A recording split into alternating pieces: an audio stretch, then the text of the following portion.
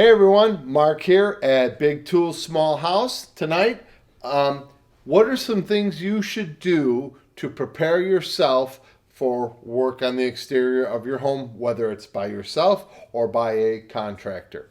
Sounds good.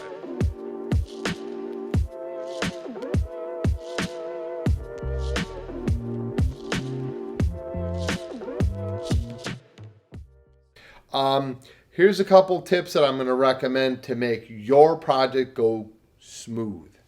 Number one, you want to go ahead and make sure all the bushes and trees, we don't have any here in our beautiful display, trim back far enough so you're not catching a tree branch in the back of the neck or stabbing you in the back when you're coming off a ladder or being able to work. You will appreciate that foot and a half, maybe 2 feet of bushes that are trimmed back.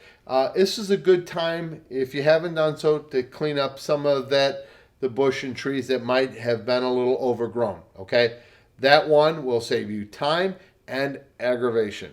Number two, if you have a car in your driveway or cars, make sure they are back far enough away in the street or in the garage, whether you or a contractor, you don't have a bucket drop and plop paint onto the car or whatever, or somebody's, the car's too close to the house or whatever. Just make your life easier. That's a very important thing here. Just make it as easy as possible. If especially you're doing it yourself, you're not used to working on ladders, you're not used to doing a lot of work in maybe warm weather. So the bottom line is, let's make your job easier. And third, if you've got patio furniture or a hose cradle, anything you've got attached to the house, get it away. Okay, just put it in the garage, put it in the backyard. A lot of people have little mulch islands. Put it in your mulch island so it doesn't kill your grass. Little tip there.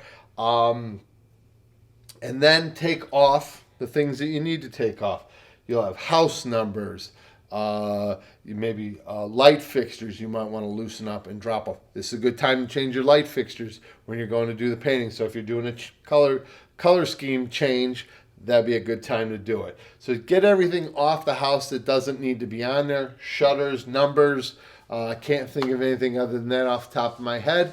But those are a couple things so you have a successful project when you're working on the outside of your home, because then you can focus on what you're looking to do, whether it's painting, carpentry, whatever you're planning on doing to the exterior of your home. Thanks again for joining me. I'm Mark here at Big Tools Small House. We'll see you soon.